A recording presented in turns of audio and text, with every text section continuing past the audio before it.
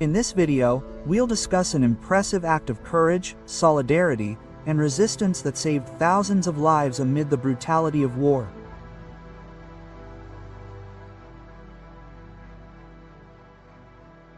In early October 1943, as Europe was engulfed in the violence of World War II, something extraordinary happened in Denmark.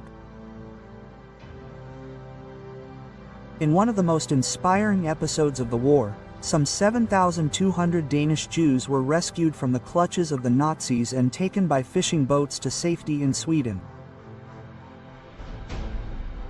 On April 9, 1940, Denmark, a small, neutral, and peaceful country, saw its borders crossed by a massive German invasion force. But why did Germany invade a militarily irrelevant country that just days earlier had pledged to remain neutral in the conflict? The answer lies in its location. Geographically, Denmark is a gateway to the North Sea and the Kattegat Strait, vital sea routes connecting the Atlantic to Scandinavia and the Baltic Sea. Control of this area not only protected Germany but also facilitated the future invasion of Norway, another key objective of Operation Vasarabunga. Furthermore, Norway was crucial to Germany for another important reason: the Swedish iron ore that passed through Norwegian ports. Without this ore, the German war industry would be weakened, and thus securing control of Denmark and Norway became a top priority. On the morning of April 9, 1940, the German armed forces launched Operation Vasarabunga. Denmark was attacked simultaneously by land, sea, and air. German troops crossed the land border, while aircraft bombed and occupied strategic points such as military bases and communication centers. Warships were also positioned to ensure the operation's success.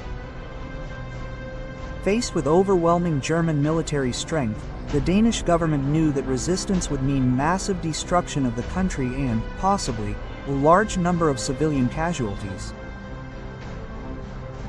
And so, at around 8:34 a.m., just hours after the invasion began, Denmark surrendered. But it was no ordinary surrender, and Denmark's capitulation came with some conditions. The Danish government remained in power, and the country's armed forces were not completely dismantled. Germany permitted this collaboration, at least in the early years, hoping to maintain peace and order in the occupied country. With the surrender, Denmark became an occupied territory, but with a less brutal occupation than in other European countries. At first, daily life for many Danes continued almost as usual. There were restrictions and censorship, but the Margrave's government still had some control over internal affairs, but this did not last forever. As the years passed, the occupation became more difficult. The Danish resistance movement began to gain strength, and the population, which had initially accepted the occupation as a way to preserve peace, began to oppose Nazi control.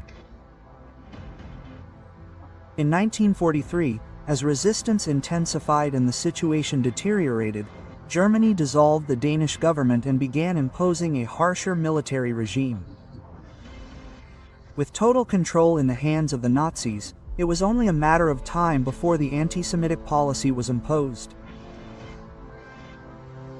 And so, in September 1943, Nazi commander Werner Best received orders to deport all Danish Jews to concentration camps. The operation was scheduled to take place in early October, during the Jewish holiday of Yom Kippur, a time when many Jews would be gathered in their homes, unaware. But the Nazis had not counted on the unforeseen event of a leak.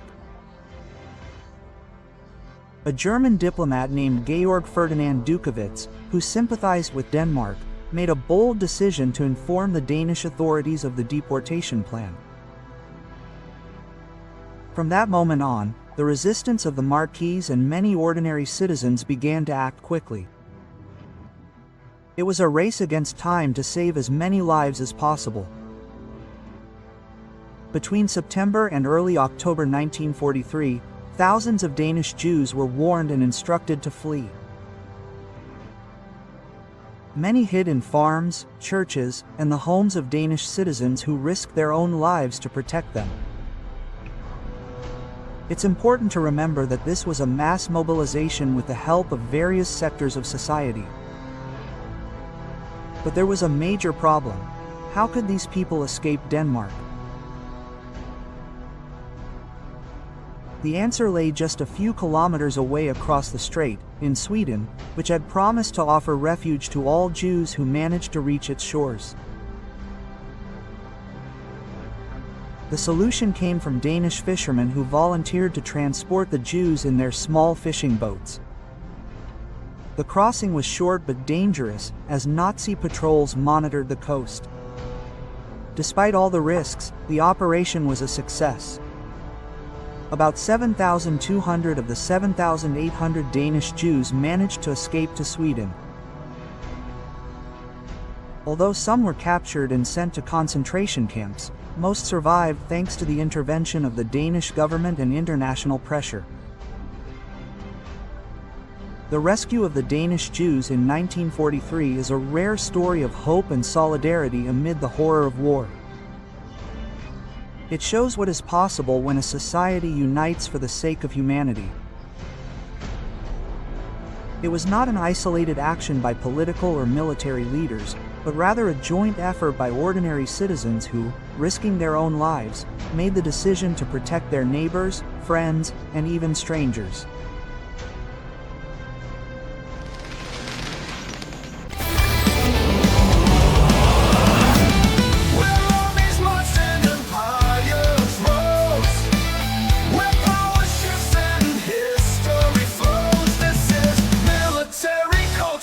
Geopolitics.